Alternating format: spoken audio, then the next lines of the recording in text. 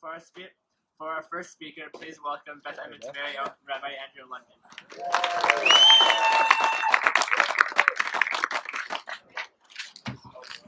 Thank you all for coming and supporting our students and supporting the amazing work that they are doing. We had an incredible trip down to El Paso and to Juarez and to Las Cruces, New Mexico, and we stayed at the Cristo Rey Lutheran Church there.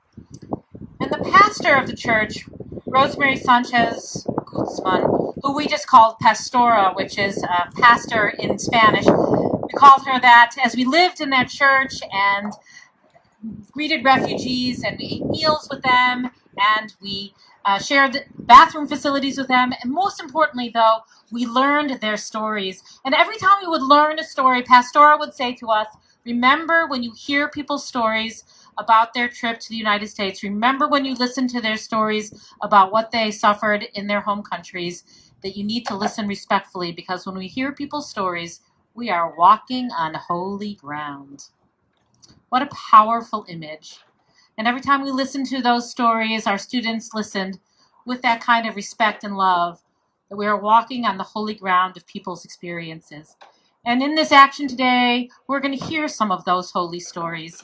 And we're going to respond in the way that our tradition teaches us to respond when we hear about stories of suffering and of difficulty, that we respond with love and with compassion. We know all too well in our Jewish tradition about our own history of not always being received in our home countries or countries that we thought were our home countries with dignity and respect. And we have wandered from country to country because we have suffered at the hands of people, because we have been persecuted, because we have been killed. We know what it is like to be the stranger, because that's where we started, actually. We started in the land of Egypt, and there we were strangers. And the book of Leviticus says to us, because you know the heart of the stranger, you shall love the stranger as yourself. For you were strangers in the land of Egypt, and you know what it is like to be taken advantage of, to be abused, to be killed, to be enslaved. Over 36 times it says this in our Torah, the most oft-repeated verse. How can we not take that seriously? And yet we often go on with our daily lives and we don't pay attention to those who are living in the shadows, to those who are afraid of deportation, to those who are scared for their lives. But when we went down to El Paso and we walked on holy ground with the refugees and the asylum seekers that we met, we could no longer close our eyes, we could no longer close our hearts, but we had to open them to the stranger, to love them as ourselves, and to protect them. And that's what our students learned, and that's what we're going to hear about today. Thank you for coming and hearing those stories with us and walking on the holy ground that we walked on in El Paso.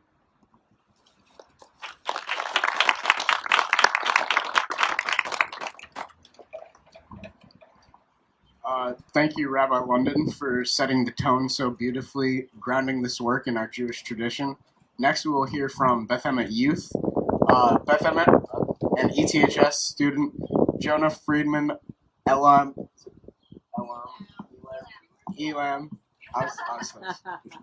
will speak about her participation in the Dreamers Club at the high school. Then we will hear from Beth Emet High School students Hannah, Alyssa, and Claudia, who recently traveled to the U.S.-Mexico border.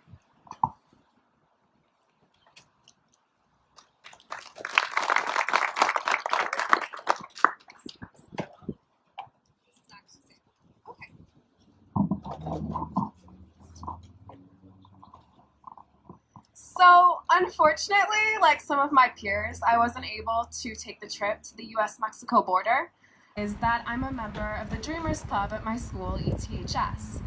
And what the Dreamers Club does is we advocate for undocumented students and their families, as well as raise scholarships for undocumented students. Because when you're undocumented, it's really hard to fill out FAFSA and get a lot of forms of financial aid. Because you often don't have a social security number or a lot of other things that we require in this country to get forms of financial aid, which really sucks.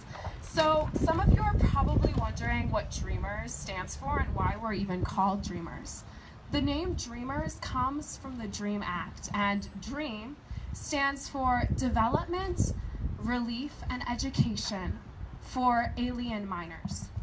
And the act, as well as the name, are both good and bad. So the thing about the name and the term DREAMers is that having the term alien in the act is really derogatory and not at all sensitive to individuals who are undocumented. But furthermore, the act itself is very flawed. The thing about the DREAM Act is that it only covers very specific people. In order to be covered by the DREAM Act, you have to have come to the US at a pretty young age so that it can be considered not of your own free will. And that criminalizes the families of undocumented youth, which is obviously not okay. Also, you have to graduate from high school with a college-ready GPA, and that really doesn't allow a lot of people to be covered by the act. But as I said before, it's good too, because the term DREAMers is an umbrella term, and I know that umbrella terms are bad. We've all heard that they're bad, but they're good too, because they raise awareness to an entire group of people, and they cover a lot of people, and they say, hey, these people exist, and they're here. And that's really important for undocumented people, because awareness is super important. And awareness is a big part of what the Dreamers Club works to raise. And in fact, the Dreamers Club doesn't help undocumented people because we force them to become part of the club and engage in our activities. We help them because we raise awareness. In fact, before the Dreamers Club existed, most of the people at ETHS were not only using language that wasn't sensitive to undocumented students, they were calling them illegals and aliens and a lot of other really not so nice words, but they also weren't protecting them or caring for them. So what the Dreamers Club has done in its existence is actually make ETHS into a sanctuary school, which is really awesome. Basically, what that means is that if ICE officials come to ETHS, we're not going to let them search the school without a warrant, and we're going to work to protect our students. And another great thing about the Dreamers Club is that we don't ask if you're undocumented, and it doesn't matter if you're undocumented to join the club. In fact, if you're undocumented, you don't even have to join the club, because it's really important to protect undocumented people by not asking if they're undocumented. And it's important to make sure that they feel comfortable. And in our current political climate, not asking them if they're undocumented is a really important way to make them feel comfortable. So remember how I said that we raise money for scholarships? If you'd like to help us do that, please see me afterwards and give me money, or I have magnets too that you can buy, and that would look wonderful on all of your fridges. But one last thing. In the course of being in the club, I actually learned that 2 of my friends were undocumented. And because I had met them as people who I didn't think had a different immigration status than me, it didn't make me see them differently. And I think that's a really important thing to understand, that in an immigration status doesn't say anything about you as a person, and it doesn't change who you are. And labels themselves don't say anything about you as a person. And it's important not to reduce a human being to a label. So with that, I want to say good afternoon and have a nice day.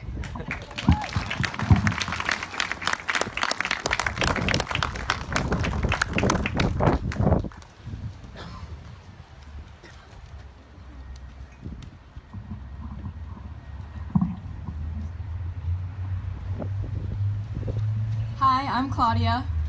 And I'm Hannah. I'm Alyssa.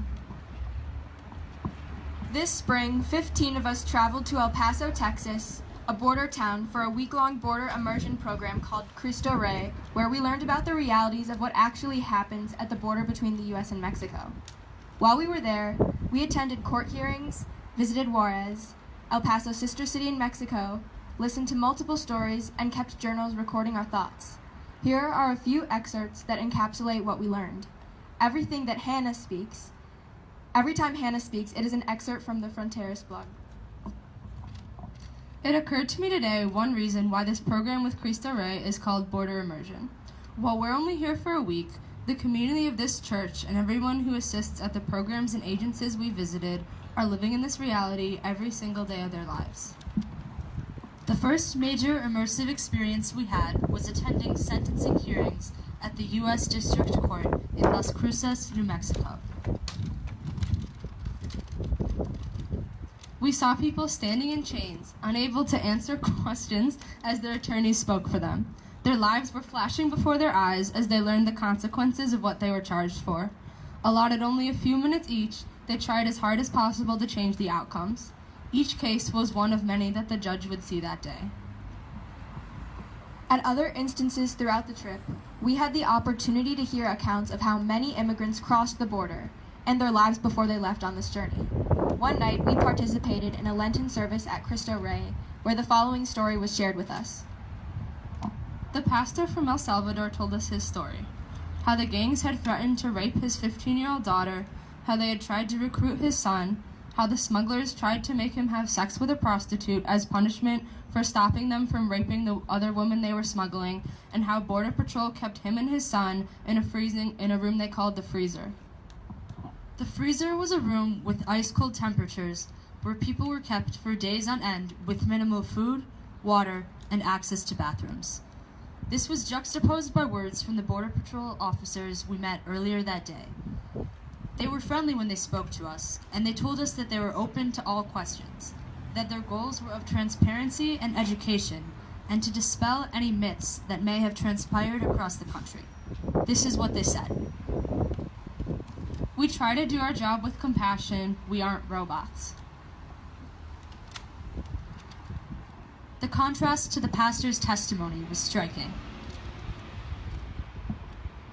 But of course, the Border Patrol's job is to lock up bad guys, which is what the officer said when they asked how to explain their job to their children. The night of the Lenten service, Pastora Rosemary from Cristo Rey received a call. A father and son who were staying at the church as refugees had accidentally signed their own deportation orders that morning in the detainment center. Officers had told them that they wouldn't be prosecuted for illegal entry, so they complied by signing the papers put before them because they couldn't speak English. On Friday night, we reached the end of our week along the border. We had seen the border fence from both sides and heard the stories of many immigrants and refugees. We had met doctors, legal assistants, church members, and children in the area. At Shabbat services, we noticed an alternative reading in the prayer book, which encompassed the stories we had heard, and the places we had seen. This is an hour of change. Within it, we stand uncertain on the border of light. Shall we draw back or cross over? Where shall our hearts turn? This is an hour of change in our country. We should be fighting for the rights of all people to live freely within our borders.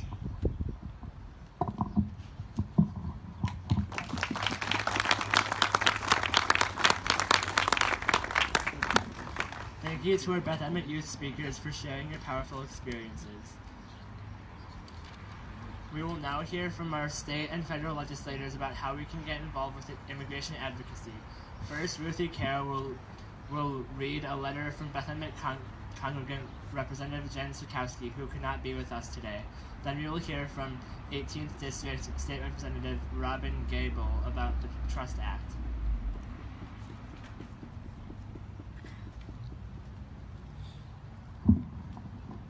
Dear friends, I'm sorry that I cannot be with you today, but I want to thank you for putting together today's Immigration Community Action event. I also want to thank Abigail Backer, the Director of Youth Programs at Beth Emmett, for her vision and leadership. As always, I am so proud that Beth Emmett, my synagogue, is playing such an important role in promoting social justice. Jewish teachings have always taught us to welcome immigrants into our midst. I often turn to Leviticus 19 during immigration debates on the House floor, reminding my colleagues of its message. And if a stranger sojourn with thee in your land, ye shall not vex him. But the stranger that dwelleth with you shall be unto as one born among you, and thou shalt love him as thyself, for ye were strangers in the land of Egypt. As Jews, our history has shown us the damage that can occur when those seeking refuge, a place in which to build a better life, are turned away. Based on Jewish religious world and Jewish history, the fight for just immigration policies is a fight we must undertake, that we must win. That is why I'm so grateful for those who are participating today and to those who went to the border to bear witness. Cruel detention and deportation policies are literally tearing families apart and destroying lives. Reading your blogs shows me how much you have absorbed their pain, fear, and desperation. I know that you will turn that experience into the advocacy we need to make changes. My parents were immigrants. They were welcomed and built a good life, contributing to our community. This is the model that we need to promote, but it is not the reality today. Even in our community, children and parents are living in fear. You can make a difference. I know that through your efforts in the advocacy of the broad immigrant rights community, we will succeed in passing comprehensive immigration reform that improves people's lives and strengthens our nation. Sincerely, Jan Schakowsky, Member of Congress.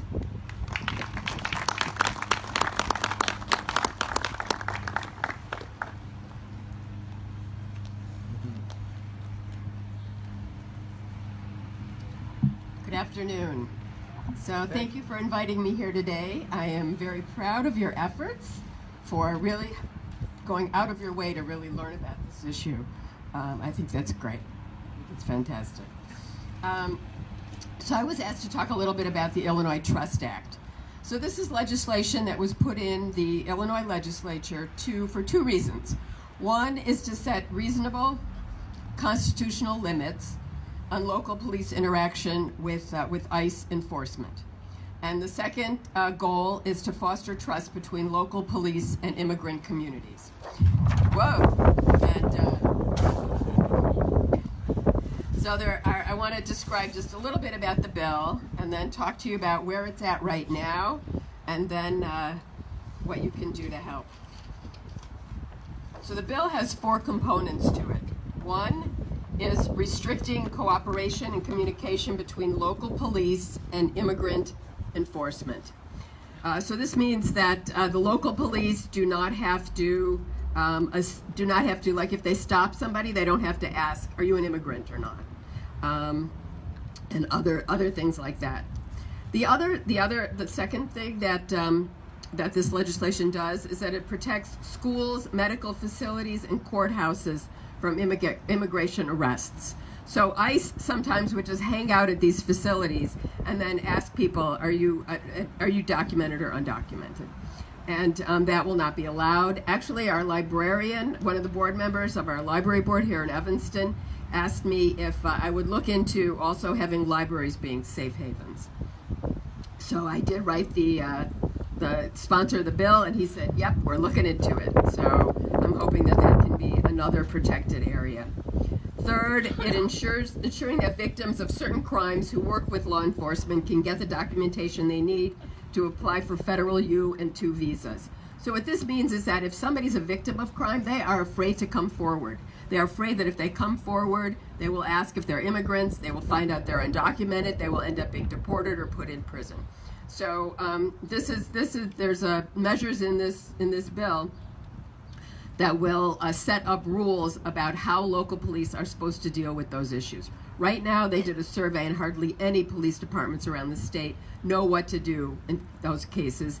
And since Trump has been in office, there are more and more people. There have been an extreme reduction in the number of people reporting domestic violence and other crimes with victims. And then the fourth piece of this legislation is barring state and local participation in any potential registry for Muslims or other nationality. So I think that's really important to include in here. So let's see where the bill is right now. So right now, this bill's passed the Senate. It got 31 votes in the Senate and 21 noes. So that's a lot of noes for the Senate. It was pretty much on partisan lines, and there were a number of Democrats who didn't vote. So now the bill has come over to the House. It's been in the Executive Committee, and we expect it to get out of the Executive Committee this week, and then it could be voted on the floor. In the House, we need 60 votes. We have 67 Democrats. So we need at least 60 of those Democrats to vote for this bill. So what can you do? Well, I'm voting for it. And if you live in this district, you've got one vote. Laura Fine is voting for it. She represents another part of Evanston. What I would encourage you to do is to talk to any friends that you have that live in other parts of the state, even around the suburbs here, and encourage them to call their legislators and let them know. Secondly, and you can do that, either call them and let them know, you can put it out in social media, do it that way. Sometimes you can reach more people that way, and just let everyone know that you support it and you want them to support it and you want them to contact their legislators. I would also encourage you, if you want, you can send me an email too and just let me know that you support. So, because we do count. We like, okay, we got this many in favor, this many opposed. So when I go to the floor and I say, listen, you know, I've gotten hundreds of emails from my constituents wanting me to support this bill. If you have stories you want to share with me, I can read those on the House floor when we have the debate. So if there's anything that you want to say for me to share with the public, I'm happy to do that.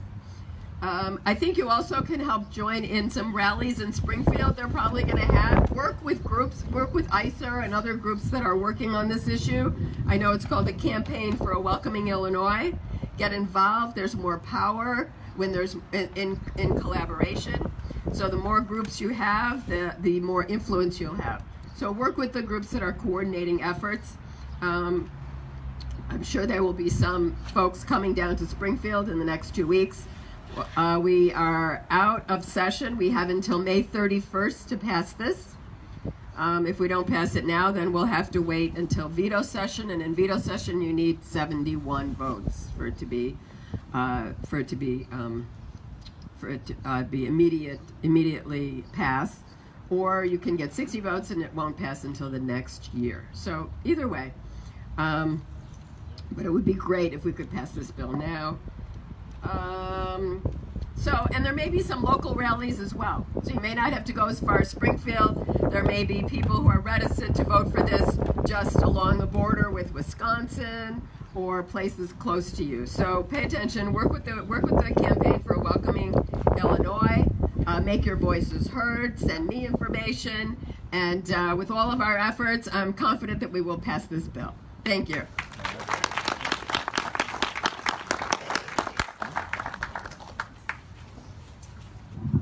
I would now like to introduce Antonio Gutierrez, our next speaker. Antonio is a queer Latinx immigrant from Guadalajara, Mexico.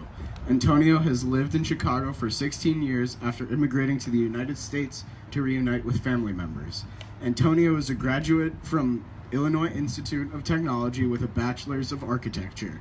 After graduation in 2012, Antonio joined the immigrant rights movement as an organizer with the Immigrant Youth Justice League, an undocumented-led organization formed in 2009. Since 2012, Antonio has collectively organized rallies such as the National Coming Out of the Shadows Rally, fundraising events, mass marches, national retreats, and civil disobedience.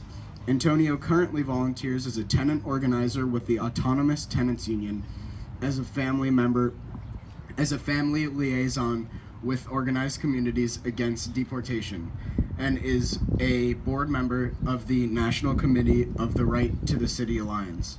We first met Antonio during his work at Centro Autonomo in Albany Park, which we visited in our 8th grade social justice class to learn about gentrification and tenant organizing. We are so honored to have him here to speak with us. Please welcome Antonio Gutierrez.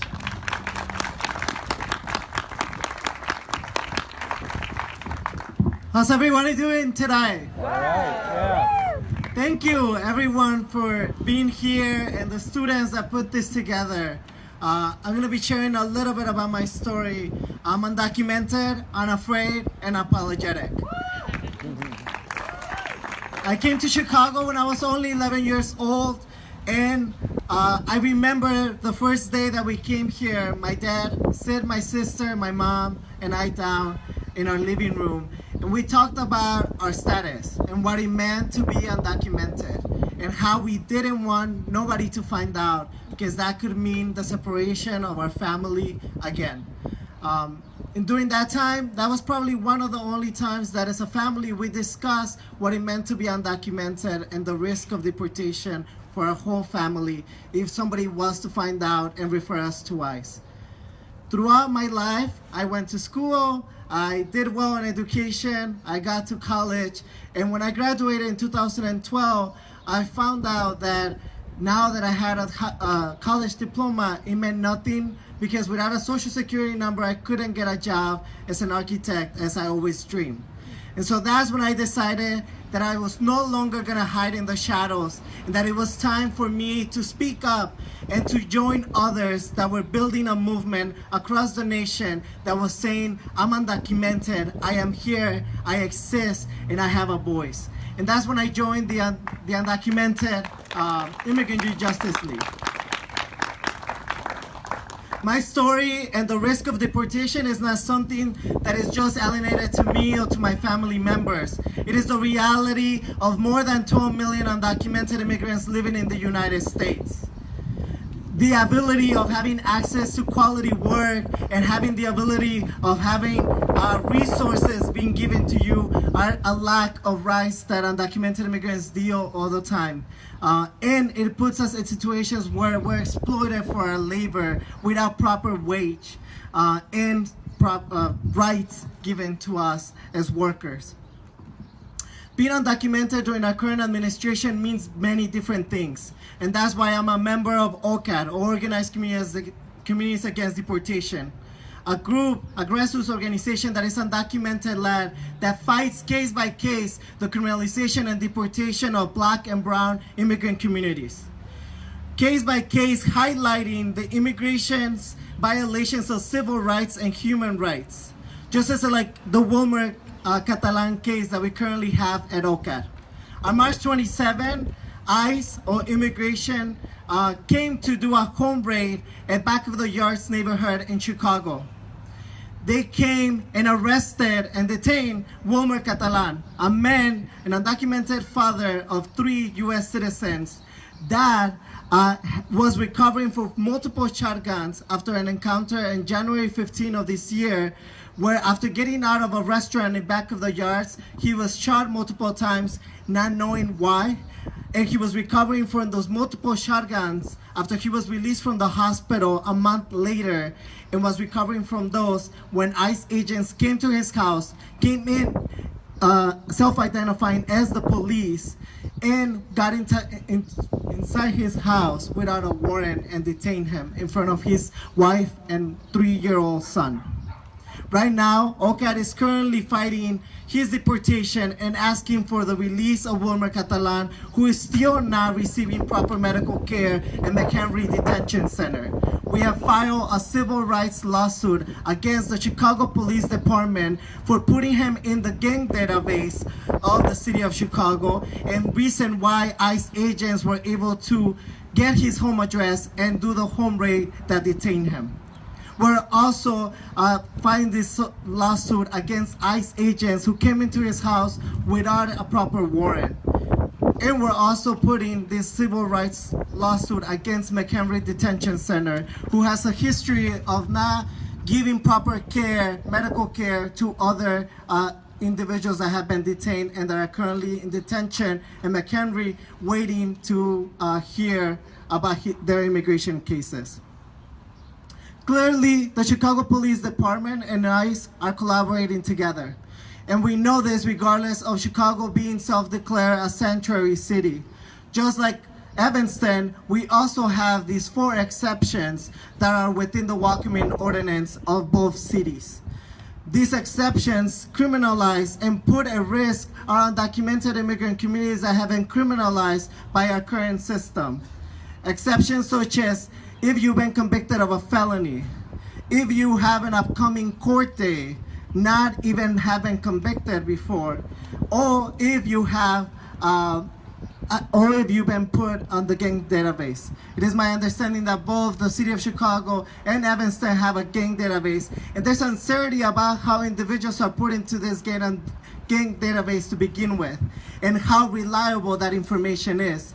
But what it is reliable and what we do know and understand is that that information is being passed and referred to immigration and putting individuals at risk of deportation and separation of our communities. We are here not to say that we need to do something about this. These exceptions are criminalizing and creating a rhetoric around who is good and a bad immigrant and who deserves to be supported and not supported. We as OCAD support all of undocumented immigrants that come and want to organize with us. And that should be the same for those that are wanting to support other undocumented immigrants. That if we want to do it, we should not follow these separations about who deserves to be supported and who doesn't. Because having a criminal record should not make anybody less of a human.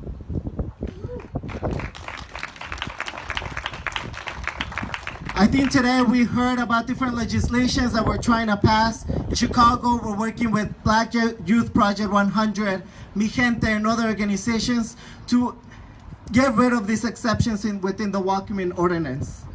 Here in Evanston, you can do the same, but within a community organizing perspective, what we're really wanting to do and call to action to do is to create neighborhood defense networks. In Albany Park, in Little Village, at Back of the Yards, at Rogers Park, in the city of Chicago, all have completed and constructed a sense of immediate response in case of ICE raids happening in their neighborhoods, a way of responding when an undocumented immigrant is under attack.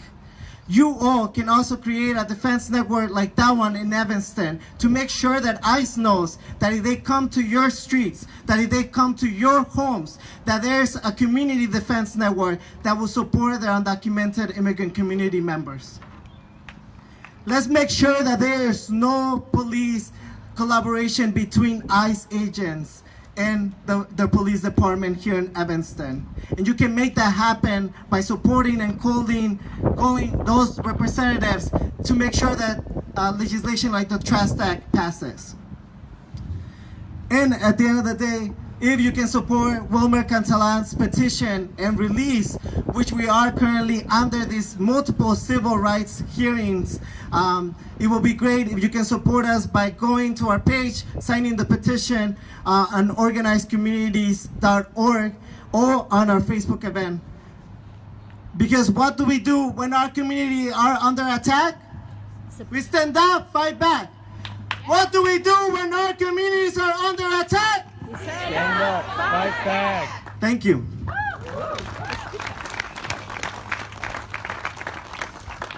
Thank you, Antonio, for sharing your story with us and representing OCAD today.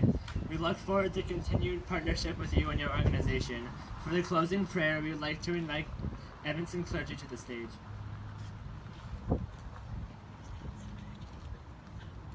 Very pleased today to welcome my friend and colleague, Pastor Charlotte Lehman, who is the pastor of the Reba Place Church here in Evanston. And also, Antonio, I just want to let you know that the Evanston Interfaith and Clergy and Leaders have been very active around this issue, and we've created here what we call our Solidarity Response Team. They're doing all the things that you're talking about is happening in Albany Park and other places, so it's really my great pleasure and honor to be able to invite one of the leaders of our Solidarity Response Team, Pastor Lehman, to offer for us a closing prayer. And just to let everybody know also that we are working through the Clergy Association also to create a network of sanctuary congregations in Evanston. It's going to take us probably a few months over the summer to do this, but it is well in process now. And we're hoping to be able to gather back again in the fall, in which congregations throughout the city of Evanston can declare their sanctuary status and what that means for their communities. So stay tuned for that action too. But Pastor Lehman is here with us now. Please rise so that we can conclude with a prayer together. Thanks. I just want to say it's been an honor to learn from the leadership of Rabbi Andrea, and I can see from the heritage of this kind of training why there's such great leadership here, and so that's a wonderful thing, and it's an honor to be here. Let's pray.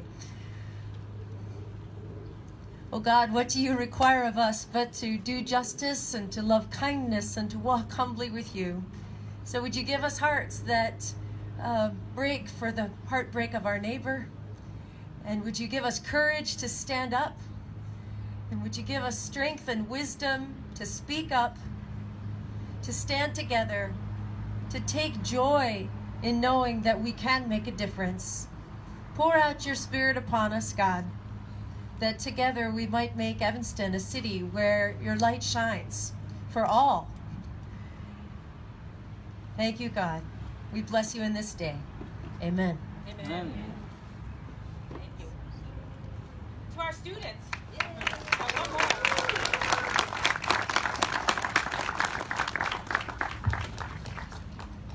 Thank you so much for joining us today, and a special thanks to all of our speakers who made this event possible. Our community can accomplish so much by lifting up the stories of immigrants in our midst and working together to accomplish a collective goal. In the spirit of community, organizing, and change, we would like to ask everyone here to call their alderperson to help reform the welcoming ordinance that was recently passed in Evanston. This ordinance, while well-intentioned, included language that would not fully address the oftentimes problematic relationship between federal and local law enforcement. On the resource table below, you can find a detailed script for calling your alderperson and urging them to fix the ordinance. We ask that you join us in this effort as we work together to maintain the integrity of Evanston's sanctuary city status. Below, you can also find information about the Trust Act. We ask that you call your Illinois state representatives to urge them to vote in favor of SB 31 that Representative Gable spoke about. It is a vital piece of legislation that will make Illinois a sanctuary state. On the tables, you will also find a wide array of resources about local organizations, campaigns, and ways to get involved. Thank you again for coming out today to support our work.